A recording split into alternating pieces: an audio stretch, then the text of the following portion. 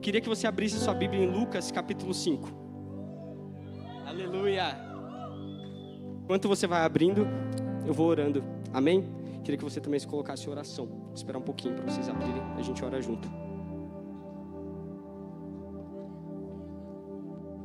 Aleluia. Quem achou diz glória a Deus. Amém. Vamos orar. Espírito Santo, nesse momento, Pai, eu te peço que o Senhor venha e fala aos nossos corações, Deus. Eu peço, Pai, que o Senhor traga muito além do que aquilo que a gente acha que precisa, mas sim aquilo que o Senhor tem para o nosso coração. Pai, traga a exata porção que o Senhor preparou para nós, Deus. A exata porção de transformação que o Senhor colocou em nosso coração. Deus, eu profetizo que após essa noite, Deus, sonhos serão reativados, palavras serão relembradas e corações voltarão a queimar, Deus, em nome de Jesus. Eu declaro, Pai, que através do que o Senhor ministrar aqui, nossas mentes serão transformadas, em nome de Jesus, amém. Lucas capítulo 5, versículo 4. E quando acabou de falar, disse a Simão: faze-te ao mar alto, e lançai as vossas redes para pescar. E respondendo Simão disse-lhe: mestre, havendo trabalhado toda a noite, nada apanhamos, mas sobre a tua palavra lançarei a rede. E fazendo assim, colheram uma grande quantidade de peixes, e rompiam-se-lhe as redes. E fizeram sinal aos companheiros que estavam no outro barco, para que os fossem ajudar. E foram e encheram ambos os barcos, de maneira tal, que quase iam a pique. E vendo isso, Simão Pedro prostrou-se aos pés de Jesus, dizendo: Senhor, ausenta-te de mim, que sou um homem pecador. Pois que o espanto se apoderará dele, e de todos os que com ele estavam, por causa da pesca de peixe que haviam feito. E de igual modo também de Tiago e João, filhos de Zebedeu, que eram companheiros de Simão. E disse Jesus a Simão: não temas, de agora em diante será pescador de homens. Aleluia. Com certeza, creio que 90% de vocês já ouviram, já leram sobre isso, ou já ouviram pregações sobre esse assunto. Porque é um texto muito conhecido, né? A pesca maravilhosa. É algo que a gente conhece há muito tempo. Basicamente essa história, Jesus ele estava com uma multidão, e ele estava pregando para essa multidão, e ele precisava encontrar um lugar onde todos conseguissem ouvi-lo. Então ele vai, encontra um barco, pede permissão para Pedro, e ele sobe no barco de Pedro, e dali de cima ele consegue pregar para aquela multidão. Ele sobe, prega, fala com todos, e no final ele chega para Pedro, que mal conhecia, e fala: Pedro, você vai pegar esse barco aqui que eu estou em cima, e você vai voltar a pescar. E aí, como a gente leu, Pedro fica assim: nossa, Jesus, mas tentei o dia inteiro, a noite inteira, estou aqui há muito tempo tentando pescar e até agora nada. Por que o Senhor vai mandar eu ir de novo? Às vezes ele pensa, né? Poderia estar voltando para casa, descansar, ficar com a minha família. Mas Pedro disse: sobre a tua palavra lançarei a rede. Em outras palavras, é como se ele dissesse: Jesus, para mim não faz sentido voltar, mas se é você que está mandando, eu vou. Se é você que está falando para eu fazer, eu vou, porque eu creio na tua palavra. Mas uma coisa que a gente não percebe, e que foi o que eu fiquei assim, louco quando eu li, e eu enxerguei isso, com certeza Deus iluminou isso, é que a consequência do milagre, o intuito principal do milagre, não era o milagre em si, mas sim, ele era uma estratégia. Ele era um meio a qual Jesus usou para alcançar Pedro. O fato de não conseguir pescar não era um fato isolado, isso acontecia, é bem comum na pesca, depende muito da questão biológica, mas não é comum acontecer dias onde não tem pesca. Porém, o intuito principal do milagre era alcançar Pedro, e não em si multiplicar os peixes. Aleluia. Mas muitas vezes a gente, encaixando isso na nossa vida, a gente olha o milagre e a gente logo coloca isso na nossa vida, como se fosse algo específico para a gente. A gente não consegue olhar a terceira vertente que aquele milagre tem. A gente não consegue olhar a consequência daquele milagre que vai além do que ele aparenta ser. A gente olha só a parte dos peixes, mas a gente não sabe o motivo daquilo ter acontecido. A gente não consegue enxergar o tamanho da proporção que aquilo tomou. Hoje a gente enxerga a proporção, a gente vê quem Pedro foi. Mas através daquele simples milagre, a gente consegue olhar de maneira abrangente. Se você olhar direito, né, de maneira abrangente, a gente consegue ver o tamanho da proporção que aquilo toma. muitas vezes a gente a gente comete o erro de achar que os milagres eles servem para servir a nossa necessidade. A gente acha que o milagre simplesmente está lá para servir o que acontece com a gente. A gente acha que ele se limita a isso. Mas na verdade o milagre ele visa de maneira prioritária glorificar a Deus. O intuito principal de um milagre é glorificar a Deus acima de tudo. Afinal, Paulo diz na carta aos Romanos, porque dele, por ele e para ele são todas as coisas. Então o milagre ele não é necessariamente para aquilo que aconteceu com você, ou para aquela situação que você viveu, ou para a prosperidade que você recebeu, para a provisão que você ganhou. Mas sim algo que vai muito além disso, e que muitas vezes você não vai conseguir enxergar. O milagre ele não deve apontar a correspondência da sua necessidade, mas sim ele deve apontar a glória de Deus, que é quem fez o milagre. Logo, tudo aquilo que eu quiser que seja feito, mas não visa a glória de Deus, todo milagre que eu quiser, que não está visando o nome de Jesus ser glorificado, isso não vai acontecer, porque não pode ser para o interesse próprio, tem que ser para glorificar o nome dEle. Mas Alan, me tira uma dúvida, quando eu sou curado, ou quando eu recebo uma provisão divina, quando Deus faz algo, eu estou recebendo o benefício disso, está sendo algo para mim, está suprindo uma necessidade minha. Claro, eu acho que a maioria aqui já viu o vídeo da minha perna, né?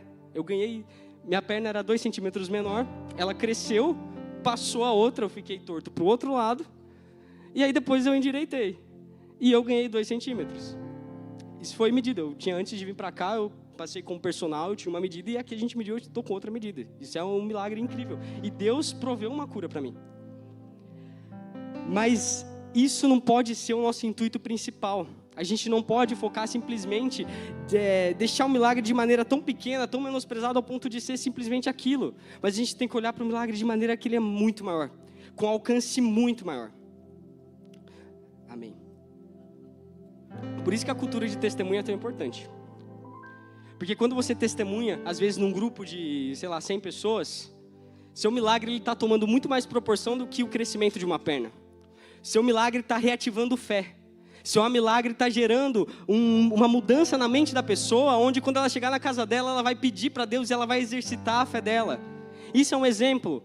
Mas quando você testemunha e abre seu milagre, isso já demonstra que você consegue, que através daquela cura você alcança muito mais do que simplesmente uma perna. Ou simplesmente um dinheiro que você estava precisando. Por isso que a gente fala tanto obrigado, Jesus. Porque a glória é para Ele. Se os frutos fossem simplesmente para a gente receber, um milagre é para mim, para eu receber, para eu crescer minha perna, para eu receber não sei o quê. Se fosse para isso, cara, é simplesmente ganância. Mas quando a gente entende que aquilo pode ser usado para o outro, a gente está glorificando a Deus. Abre sua Bíblia rapidinho em João 15. Aleluia.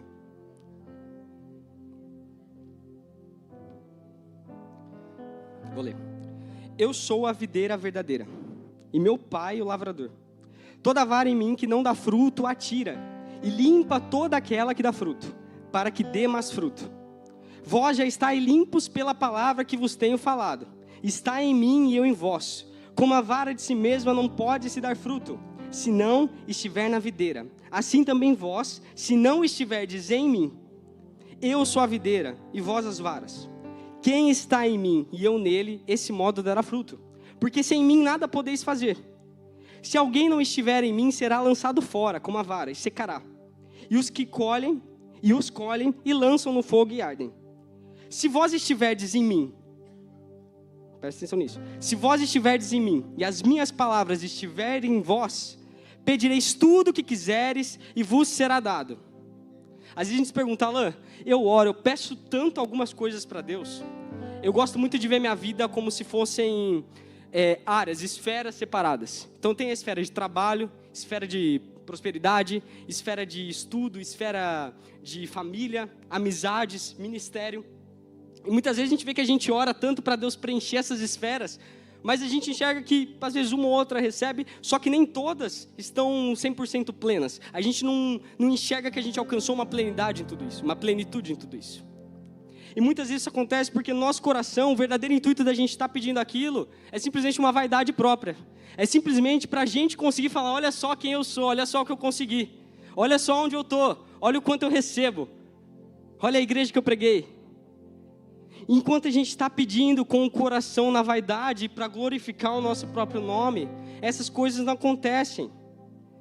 Eu vou parafrasear o que o versículo quis dizer. Tudo que você pedir sobre uma palavra e de acordo com o coração de Deus, vou ler de novo o versículo para facilitar. Se vós estiverdes em mim e as minhas palavras estiverem em vós, pedireis tudo o que quiserdes e vos será feito. Ou seja, tudo que você pedir debaixo de uma palavra, e se estiver debaixo do coração de Deus, será feito. Tudo que você pedir para glorificar o nome de Deus vai ser feito. Deus vai te entregar, Deus vai corresponder. Mas o seu coração precisa estar no lugar certo. O seu coração precisa estar voltado para as coisas e objetivos certos. Mas a verdade é que muitas vezes a gente acha que o que determina o suprimento e o milagre, a coisa divina que vai acontecer, são as nossas necessidades. A gente acha que o que determina o que vai acontecer, da maneira que vai acontecer, é aquilo que a gente está necessitando. E quando a gente olha dessa maneira, pedindo algo que é o que a gente precisa, pensando numa necessidade, a gente perde uma coisa gigantesca, a gente está sacrificando algo muito grande. A gente está deixando de receber um conhecimento mais profundo. Vou dar um exemplo mais básico e depois eu vou dar um que vai... Vocês vão entender, vocês vão pegar mais. Agora a gente está no dia 7. Do dia 5 ao dia 10 é o dia universal do pagamento, né? São os dias universais do pagamento de contas. Pelo menos as minhas são nesses dias. E quantos de vocês, nesses dias dos meses, vêm aqui para a igreja, está recebendo um louvor incrível desse, uma palavra maravilhosa dessa, mas sua mente está presa lá naquela conta que você tem que pagar, ou lá naquilo que você tem que cumprir, naquele problema que você tem. Entende que se você coloca sua mente na sua necessidade, você deixa de receber o que você realmente está precisando receber. Sua mente não pode estar presa na sua necessidade. Outro exemplo que eu ia dar, aconteceu bem no início do ministério de Jesus com os discípulos. Quando Jesus chega e fala para eles, não andeis ansiosos com coisa alguma, com o que vão comer ou vestir. Vocês precisam saber que o vosso Pai, Ele não falou vosso Senhor, Ele disse vosso Pai. Ele não falou vosso Deus, Ele disse vosso Pai. Quando você era criança, seu pai chegava para você com uma conta de luz e falava, viu, paga aí, ó, você usou 15% dessa conta, foi você que gastou, pode pagar. Quando você era criança, seu pai dava a fatura com o boleto da sua escola para você pagar. Óbvio que, né, tomadas as devidas proporções, porque eu estou dando um exemplo aqui. Mas você entende que seu pai não te pedia para você pagar essas coisas, porque essa responsabilidade é dele. E quando Jesus diz isso naquele versículo, Ele está dizendo, ei, é uma pena que você está perdendo tempo de receber algo puro, de receber uma mentoria pura comigo, de estar com Jesus, de estar andando comigo, porque você está preocupado com coisas que mesmo que se você nem pedisse, você ia ter.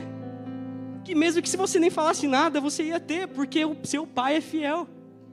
É uma pena que você está sacrificando tanta coisa que você poderia estar recebendo por conta de uma preocupação que independente de tudo ia acontecer, ia dar certo.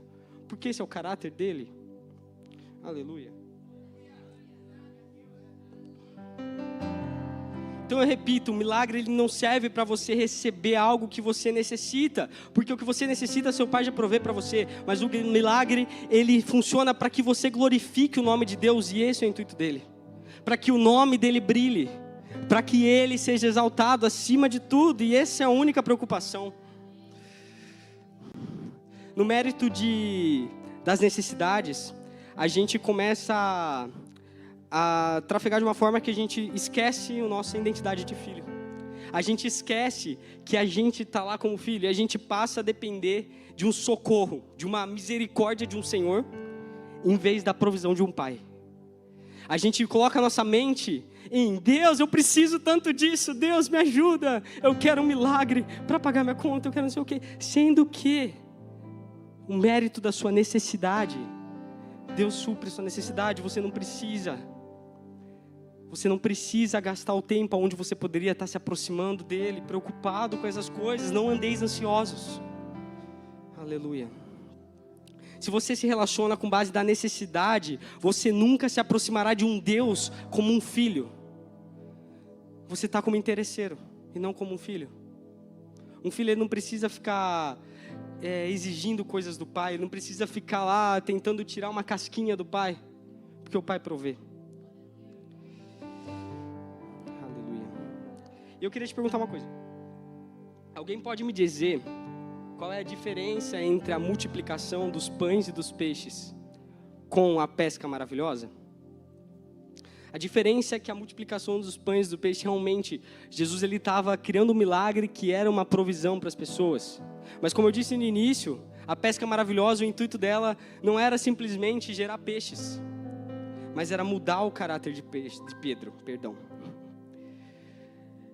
E o milagre foi uma consequência de Pedro simplesmente ter priorizado a palavra. Vocês lembram? Ele disse, pois sobre a tua palavra eu voltarei e jogarei as redes. O milagre ele é uma consequência de quando você prioriza uma palavra. Quando você se rende às palavras, as coisas ao seu redor que acontecem são consequências disso. E uma coisa muito linda, o pessoal da Exousia vai gostar agora. O próprio Deus, ele reage de acordo com a sua palavra. Abra sua Bíblia em Gênesis 1. Aleluia. Gênesis 1, vamos ler até o 3. No princípio, criou Deus os céus e a terra. A terra, porém, estava sem forma e vazia. Havia as trevas sobre a face do abismo. E o Espírito de Deus pairava sobre as águas. Disse Deus, haja luz, e houve luz. Eu quero que você responda de verdade, com o que você pensa. Não se baseie no que os outros vão falar. Você realmente acha que, vamos supor, se Deus, toda a criação que ele fez, que ele foi dizendo, ele foi falando, quem aqui crê que Deus simplesmente, num único pensamento, por mais simples e rápido que seja, ele tem poder para criar todas as coisas? Deus ele poderia ter simplesmente pensado e tudo existiria. Tudo que foi criado durante os 7 dias poderia ser criado apenas em um pensamento de Deus, porque ele tem poder para isso. Mas o método qual ele opera é o mesmo método qual ele trabalha.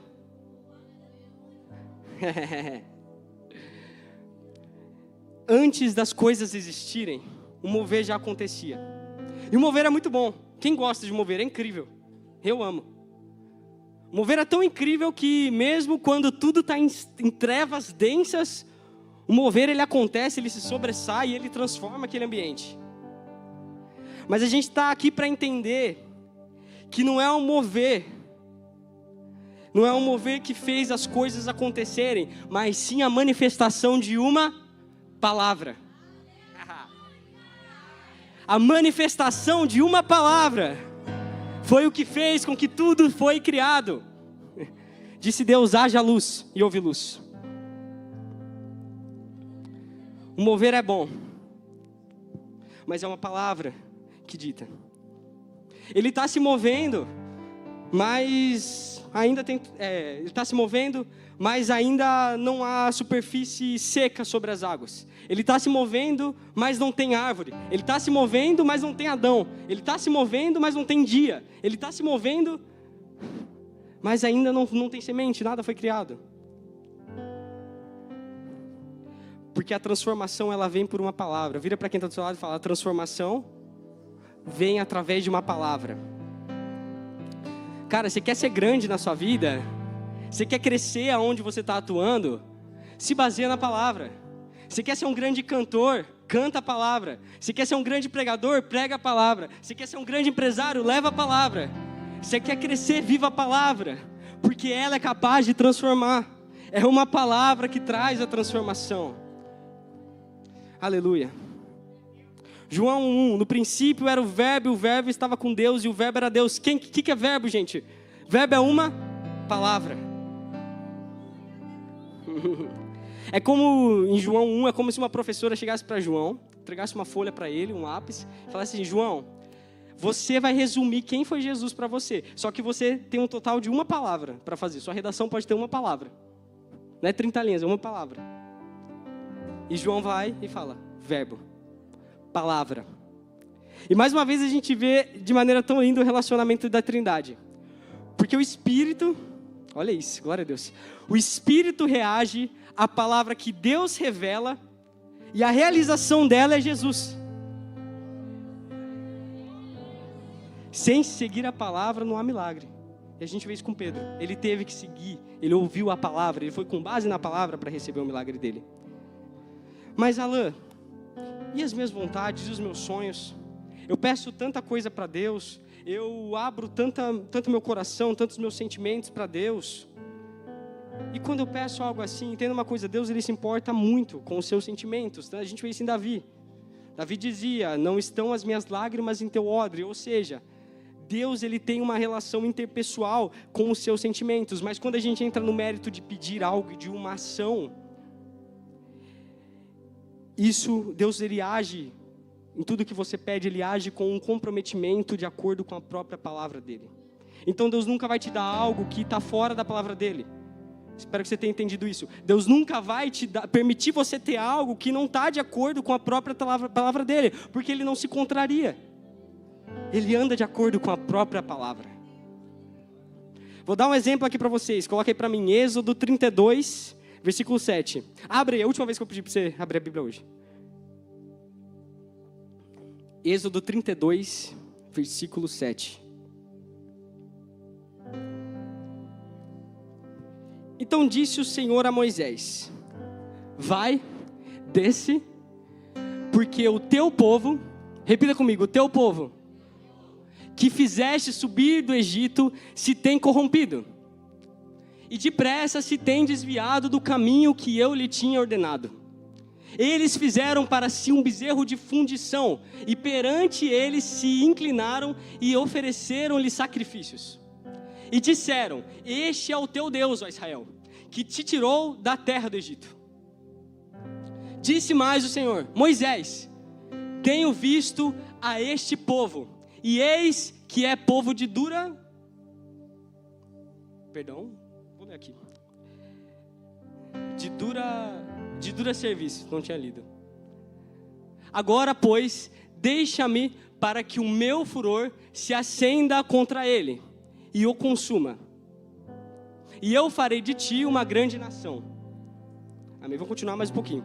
Moisés, porém, suplicou ao Senhor seu Deus e disse: ó Senhor, por que se acende o teu furor contra o teu povo? Repete, o teu povo. Que tiraste da terra do Egito com grande força e com forte mão. Porque hão de falar os egípcios, dizendo: para mal os tirou, para matá-los nos montes, e para destruí-los da face da terra. Amém, até aí. Me perdi. Depois da terra, mais um. Torna-te do furor da tua ira, e arrepende-te desse mal contra o teu povo. Repete mais uma vez, teu povo. Aleluia. Tem gente que já pegou já. Tem gente que já entendeu. Logo depois disso, Moisés, além de dizer isso, ele relembra a Deus da promessa que Deus tinha feito a Abraão. Porque basicamente matar todos que estavam ali e fazer uma descendência a partir de Moisés não era a descendência que veio de Abraão. Então Moisés, ele relembra essas duas coisas. Ele mostra para Deus, fala: Deus, não é meu povo não, é teu povo. Deus fala: teu povo. Ele diz: não, é o teu povo. E além disso, ele relembra a Deus da promessa que ele tinha feito a Abraão. Agora eu te pergunto, cara, você acha que um Deus como o nosso Deus precisa ser relembrado de algo? Você acha que Deus precisa que Moisés lembre ele da promessa que ele fez? Ou lembre ele que o povo é dele, não de Moisés? É claro que não. Mas um Deus como o nosso Deus precisa saber se você lembra da palavra. E se você lembra da promessa. Ele precisa saber se o seu coração está no lugar certo. Deus está falando: eu não esqueci a palavra que eu entreguei, mas você se esqueceu? Você se lembra? Hein, Reborn? Você se lembra do que Deus te entregou? Você se lembra do que Ele falou? Você se lembra do que Ele colocou? Do que Ele te entregou? Aleluia. Glória a Deus. Deus só vai aonde você é capaz de lembrar. Por quê? Presta atenção. Deus só te leva até onde você é capaz de lembrar daquilo que Ele te disse. Porque Ele só vai até onde você é capaz de reconhecer que foi Ele, não você. Quando você está fazendo algo que não foi Ele que te disse, você está fazendo por você está fazendo pelo seu mérito. E Deus não te leva até lá. Porque Ele só se move até onde Ele mesmo te entregou e Ele mesmo colocou em seu coração. Ele mesmo falou para você. Tala, e o que que isso, a gente viajou muito. Eu estou em Moisés aqui. O que isso tem a ver com Lucas 5? Que foi o início da mensagem. Queria pedir, se a banda quiser subir, já pode subir, por gentileza. Amém. Vamos lá em Lucas 5, versículo 5. Não precisa abrir, só coloca aí para mim. Lucas 5, versículo 5. E respondendo Simão, disse-lhe: Mestre, havendo trabalhado toda a noite, nada apanhamos, mas sobre a tua palavra lançarei a rede. Seu chamado tem a ver com o tanto que você se lembra do que ele te disse, com o tanto que você é capaz de preservar o que ele te entregou. Me diz uma coisa, o que foi mais difícil para Pedro, na sua opinião? Foi o ato dele jogar a rede ou foi o ato dele puxar os peixes? É óbvio que é puxar os peixes, foi muito mais difícil isso. O que fez o barco quase ir a pique, né? E a pique é afundar. O que fez o barco quase cair? É jogar, é puxar os peixes, é trazer para dentro. Alguns vão entender. O difícil não é você acreditar naquilo que Deus te prometeu.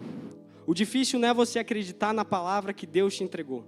O difícil não é você ter fé nisso e segurar. O difícil é você trazer isso para a realidade. É você trazer isso para a terra firme. É você puxar isso. Sabe por que é difícil? Porque você tem um inimigo dentro de você, que é a sua consciência. E ela é a sua pior batalha, sei lá, pior inimigo dentro de você para você viver isso e para você seguir. Porque a sua consciência vai ficar dizendo assim: ei, Pedro, não era melhor você ter guardado o barco, você quase perdeu ele? Não era melhor você ter ido para sua casa, lavado a rede, volta para casa, ficasse com a sua família, ficasse com a sua esposa, deixa isso daí, já estava na hora de você ir embora já, você não tinha nada que está pescando, vai embora. O que custa mais, os peixes ou o barco? Levando em consideração que o peixe, ele vem de uma vez do barco, é o que provê isso para ele. O barco é muito mais valioso que o peixe. E a consciência muitas vezes vai falar: ei, preserva o barco, guarda o barco, segura o barco. Não perde o barco. Porque você não pode, não faz isso, foge, deixa. Larga tudo, deixa os peixes lá, deixa. Guarda o seu. Se protege com o que você tem, larga seus sonhos. Larga seu ministério. Larga a empresa que você quer fazer. Fecha o seu CNPJ. Larga tudo, deixa. Apaga seus sonhos, não faz isso não, vai dar muito trabalho. Vai ser muito difícil. Vai ser muito complicado você manter isso. Deixa quieto, fica do jeito que você está, tá tudo bem. Tá tão tranquilo, tá tão de boa. Isso quando ela não te humilha. E ela fala: quem que é você para fazer isso? Quem que é você para estar pregando? Quem que é você para evangelizar? Quem que é você? Quem que é você para abrir uma empresa? Cara, olha para você, o que é isso? Mas enquanto você se move com a sua consciência, você impede de viver a palavra. Ei, não tem pensamento que sobrevive a palavra nenhuma. Não tem pensamento que sobrevive perante nenhuma palavra. Deus te trouxe aqui para te dizer que a palavra dele, ela pega o peixe, ela sustenta a rede e ela não deixa o barco afundar. Ela é completa. Ei, presta atenção. Quando ele te chama, é completo. Quando ele te chama, não é para ficar pela metade ou não é para algo dar errado. Quando você tem uma palavra e vive sob uma palavra, quando você vive visando a sua palavra e debaixo dela, você alcança, você chega onde você tem que chegar. Aleluia, se coloca de pé.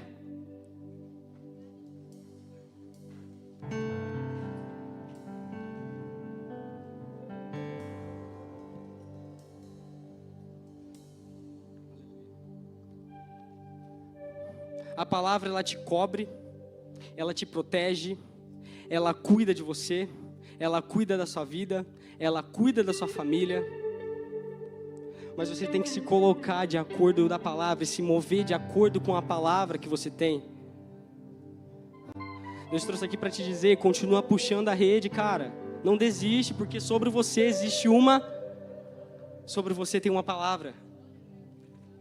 Enquanto você estiver se movendo dentro dela, cara, Deus vai te levar para lugares absurdos. Deus vai te colocar onde Ele tanto te promete. Deus vai te levar a você conquistar aquilo que você tanto almeja. Porque você não está se movendo pelo que você acha certo ou errado, ou pelo que você anseia, mas sim por uma palavra. Aleluia. eu quero te convidar a fazer algo aqui que enquanto eu estava preparando essa palavra, Deus colocou em meu coração. Eu sei que muitos de vocês, durante a vida de vocês, eu falo isso porque aconteceu comigo, muitos de vocês receberam palavras, profecias, receberam direcionamentos, palavras de conhecimento. Muitos de vocês receberam coisas profundas, mas eu sei que provavelmente metade dessas coisas você não se lembra. Talvez você sabe do acontecimento, mas você não se lembra o que é. Ou talvez você nem lembra se aconteceu. Mas hoje eu tenho certeza que o Espírito Santo vai fazer você relembrar das coisas que Ele te entregou e das palavras que Ele falou à sua vida. Hoje Deus vai te relembrar daquilo que Ele já te entregou. E a partir de hoje você vai ter uma palavra para viver e se mover dentro dela. Muitos de vocês vão receber do Espírito Santo palavras novas. E Ele vai falar até vocês, no coração de vocês. Discirna isso a partir do momento que você tiver a certeza que a voz de Deus, cara, se move dentro disso. Porque essa é a sua palavra. Mas para isso seu coração tem que queimar. Então eu vou chamar você depois para vir aqui na frente, espera só um pouquinho. Mas eu quero que você venha com o seu coração queimando para você receber uma palavra. Para você receber algo novo. Para você receber algo de Deus ao qual você vai se mover. A qual você vai se movimentar. E eu espero muito, em nome de Jesus, que Deus te relembre do que Ele já te disse. Porque a gente peca simplesmente por não ter anotado. Às vezes o fato de você abrir a nota do seu telefone e anotar ali é o que faz com que você esqueça de algo profundo. Aleluia, glória a Deus. Eu queria pedir se os alunos da Exousia Ministerial pudessem vir aqui na frente para estar orando pelo pessoal. Eu não quero necessariamente que não precisam, na verdade não é esse o intuito de entregar profecias, mas o intuito principal é orar para que o Espírito Santo traga dentro dos corações as lembranças do que já foi entregue. Que o Espírito Santo relembre as promessas que Ele tem para você. Relembre aquilo que Ele te prometeu. Aleluia, podem vir aqui, por favor. Aleluia. Enquanto a banda ministra, vem aqui na frente. Não perca essa oportunidade. Eu tenho certeza que a partir daqui você vai sair com o coração ativado a viver aquilo que Deus te entregou. Em nome de Jesus.